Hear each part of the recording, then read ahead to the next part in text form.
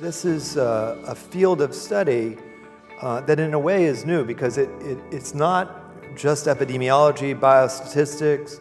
It's really asking what impact does care delivery, prevention, how do these account for these changes or not? The actual study of that is part of what's going on now. Right. The advocacy for community-based interventions and community health workers is not based on my interest or my experience or my clinical practice, but on the need for us to have an effective response to chronic ailments. Right.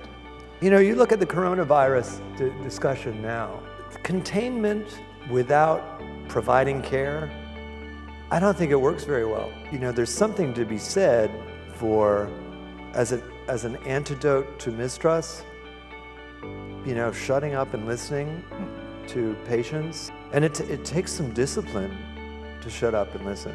If people who are graduating now or people who are students now can think about the problematic nature of global health without the E on the end, equity, I think that's the future of global health, is global health equity.